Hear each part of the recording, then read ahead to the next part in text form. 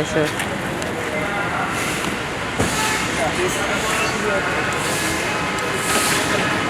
पागल है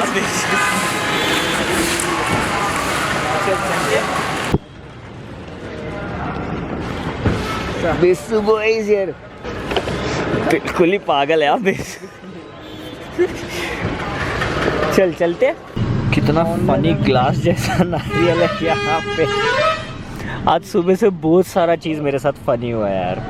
आम झपक के एमएमए किया, नींद खुलने से पहले एमएमए कर रहा हूँ। जब तक नींद खुलता है तब तक फ्लाइट के लिए रेडी हो रहा हूँ। फिर आँख बंद करके ओडिशा में आ जाता हूँ। और सुबह सुबह का फ्लाइट है ना, मेरे को इसके लिए नहीं पसंद है। एक तो मेरे को है ना कॉन्वर्सेशन करने को बिल्कुल पसंद नहीं है आसपास के लोगों के साथ जब मैं नींद में होता हूँ। क्योंकि कल मैंने एमएमए किया हुआ था और पूरा दिन फिर मैं आईकेएफ के लिए काम कर रहा था और मेरे पास टाइम ही नहीं था। बट दिन सुबह को 2 बजे रात को मैं निकला फ्लाइट के लिए, क्योंकि मेरे को लगा अपेरेंटली 6 बजे का फ्लाइट है, बट 5:15 का था।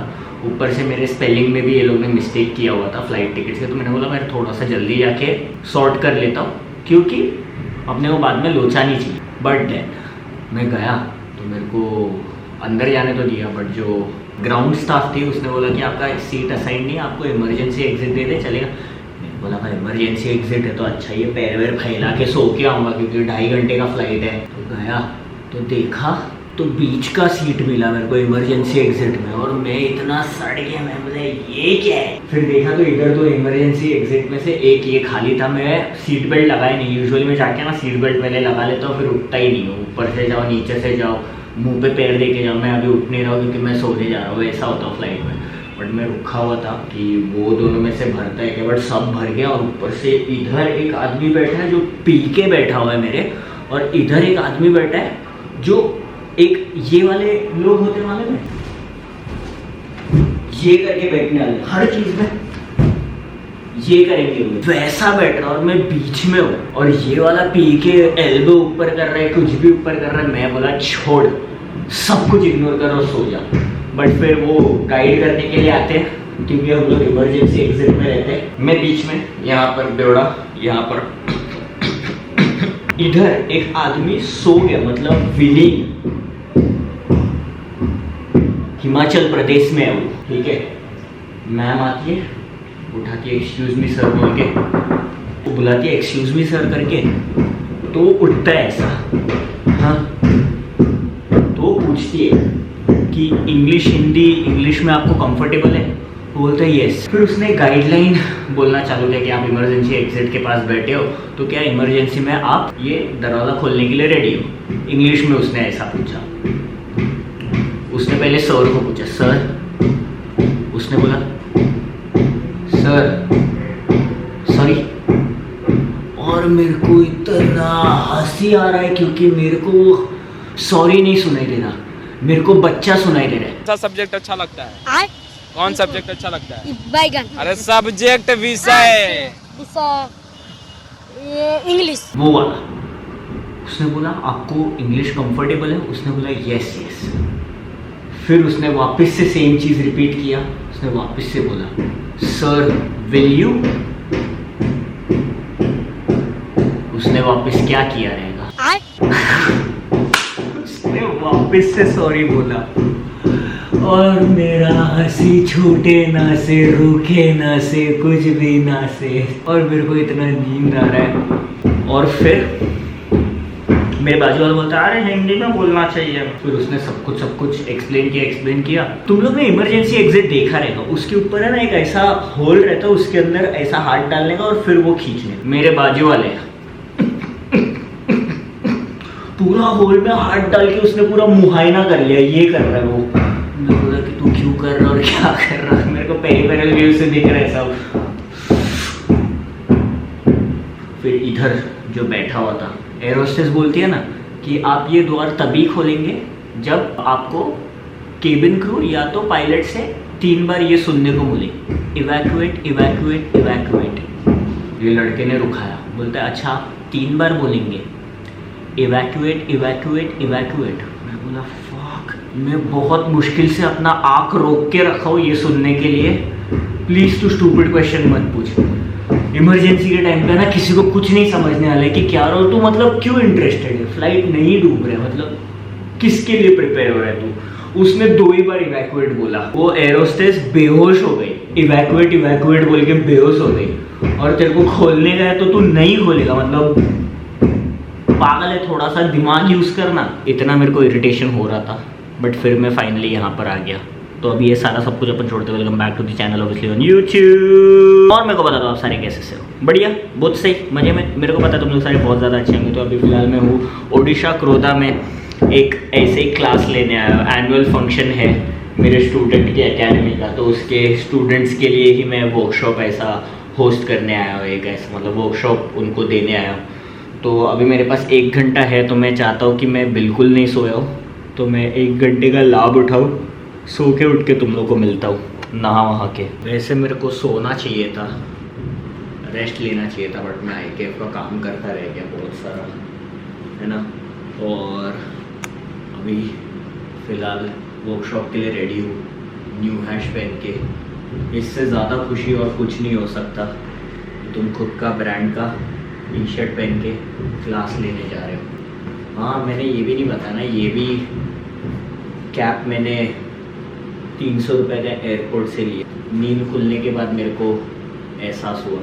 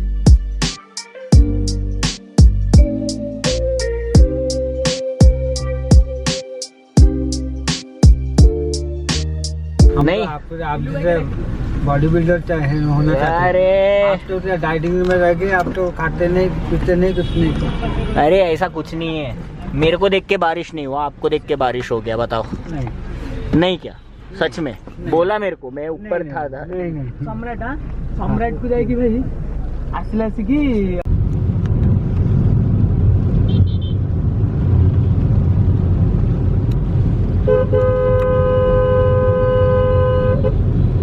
It was a long day. What do you say, my bro?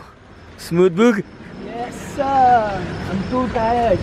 Very tired. सुबह से हम लोग जज कर रहे हैं, ट्रैवल कर रहे हैं, but very nice kid this boy. But आज मैंने एक एकदम वियर्ड चीज़ नोटिस किया है ना, और ये चीज़ मैं एड्रेस करना चाहूँगा, और ये चीज़ के बारे में बात करना चाहूँगा। Stop bullying your local jam के ऑर्गेनाइज़र को। अगर तुम लोग अच्छे डांसर हो और तुम लोग छोटे छोटे बच्चों को बुली करते हो ना, तो वो एकदम सैड है। आज तो मैं फिर भी स्टेप इन नहीं किया क्योंकि मेरे को करने नहीं दिया। अगर मैं स्टेप इन कर पाता ना, माँ कसम तुम लोग का फिल्म बना देता है वहाँ पर। तो थोड़ा सा अवॉइड करो ये सारी चीज़ें।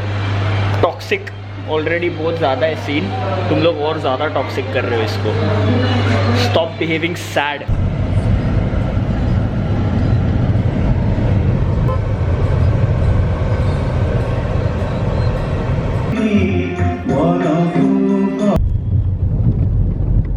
The bro did a good job, है ना। अरे थैंक यू बुलाने के लिए, तुमको तो पता ही है, ऑलवेज विथ यू, है ना।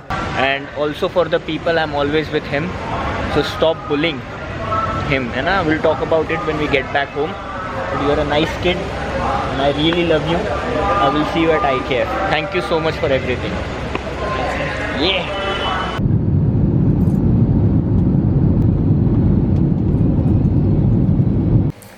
तो मैं घर पे वापस आ गया।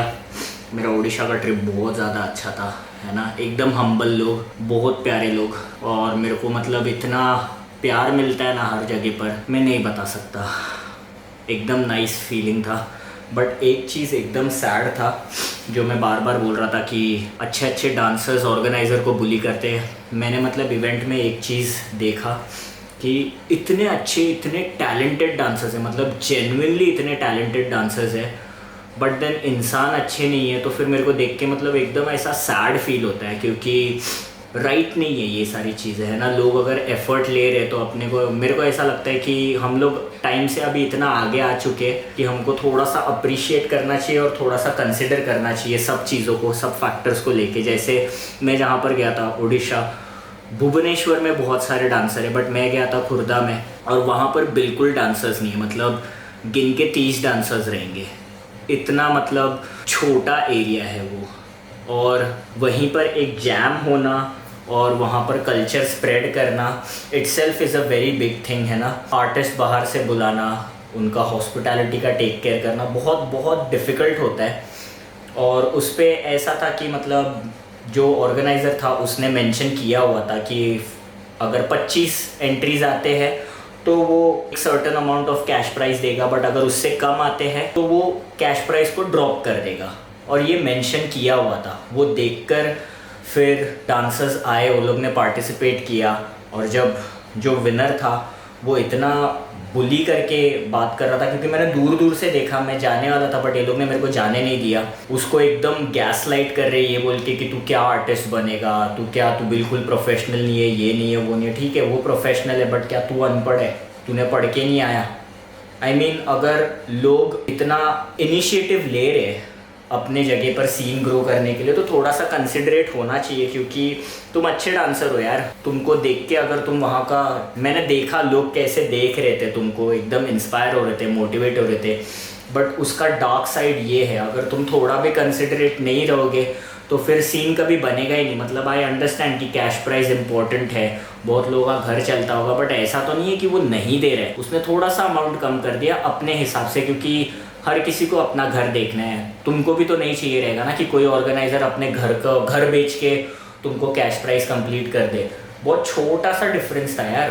एज अ सीनियर हम सबको ये चीज़ कंसिडर करना चाहिए। अगर छोटे सिटी में हो तो कैश प्राइस के एक्सपेक्टेशन से मत जाओ, वहाँ पर लोगों को मोटिवेट करने के लिए। और सीन बढ़ेगा अपने आप, वहाँ पर पैसा बढ़ेगा और अपने आप सब कुछ लाइन में आ जाएगा। बट अभी से ऐसा गैस लाइट करना यंग लोगों को, ये मतलब एकदम ही कम्युनिटी ख़त्म कर देगा यार। और मतलब अभी फ़िलहाल मैं बात नाम नहीं लेके बात कर रहा हूँ, क्योंकि मैं भी लेट गो करना चाहता हूँ, but it is very sad कि हमारा कम्युनिटी इतना डार्क साइड में जा रहा है। और मतलब इतने अच्छे अच्छे डांसर्स का इतना डार्क ट्रुथ है यार। मैंने भी जैम्स किए, मैंने भी बहुत सारा ट्रैवल किया है, मेरे को भी पैसे का कमी था, बट कभी मैंने किसी ऑर्गेनाइज़र को ऐसा बुली नहीं किया कैश प्राइस के लिए या कुछ भी करके। ठीक है, प्रॉब्लम होता है, तुम एक बार बात करो, बट समझ के ये कर लो। तुम बाद में उतर भी तो गए ना दूसरे कैटेगरी में विदाउट पे किए, तो बहुत सारा चीज़ मेरे को पता चला है। ये सब चीज़ मत आने दो, है ना। हाँ, ये बात अलग है अगर तुम एकदम ही न्यूबी डांसर हो, और न्यूबी डांसर्स के बीच में ऐसा एक्ट करना बिगनर्स के लिए अभी अभी चालू किया है, जिन लोगों ने, जिनको अक्ल नहीं है, वो लोग के लिए समझ सकते हैं यार। तुम तो मतलब इतने टाइम से डांस कर रहे हो, और सुनने में आया कि तुमने लास्ट ईयर भी यही सेम चीज़ किया था। मेरे को बाहर निकल के नाम लेने को मत दो, क्योंकि अगर फिर मैं बाहर निकल के नाम लेने पे आ गया ना, फिर मैं तुम लोग का जीना आराम कर दूंगा, है ना, जैसे तुम ऑर्गेनाइजर्स का कर रहे हो। तो वही है, यही चीज़ मेरे को बोलने का था। ये सब चीज़ों का ध्यान रखो, अपना कम्युनिटी आगे बढ़ना चाहिए। हर कोई स्ट्रगल कर रहा है, हर किसी के पास अपना प्रॉब्लम है। हम अगर आपस में कंसिडरेट करके नहीं चलेंगे, तुमने ये भी बोला कि तू जज को भी फीस कम दे रहे है क्या? तुमको पता है क्या डीलिंग हुआ है? तुम जज पे क्यों आ रहे हो? तुम डीजे पे क्यों आ रहे हो? तुम अपना देखो ना, तुम्हारे टाइम पे मेंशन किया हुआ था, तो तुम वो देख के और कंसिडर करके आगे बढ़ो। ठीक है, अभी नहीं हुआ, नेक्स्ट टाइम हो जाएगा ना। तुमने भी देखा हैंडफुल ऑफ डांसर्स थे, हार्डली रूम में 30 लोग थे, तो तुम उसमें भी इतना ज़्यादा अगर बुली करोगे लोगों को तो फिर नहीं वर्क करेगा ऐसे। और सीनियर डांसर से तो मैं बिल्कुल एक्सपेक्ट नहीं करता ये सब। मैं जस्ट एकदम फ्रेंडली एडवाइस दे रहा हूँ, नाइसली बोल रहा हूँ अभी। नेक्स्ट टाइम शायद से मैं नाइसली नहीं बात करूँगा, नेक्स्ट टाइम शायद से मैं सबको बाहर लेके आ जाऊँगा। Please be considerate as a senior, है ना। बाकी और तो कुछ नहीं, आज के लिए इतना ही रखना चाहिए, है कि नहीं। तुम लोगों को पता है तुम लोगों को क्या करना है। तुम लोगों ने लाइक शेयर सब्सक्राइब कमेंट कर दूँगा।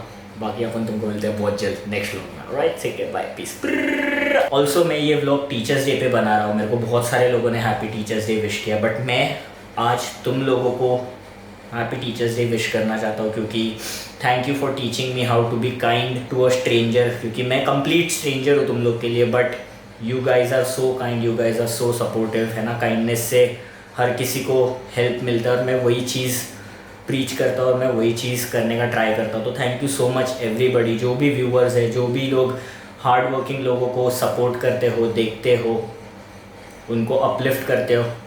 You are the best teacher, not me, है ना। I love you guys.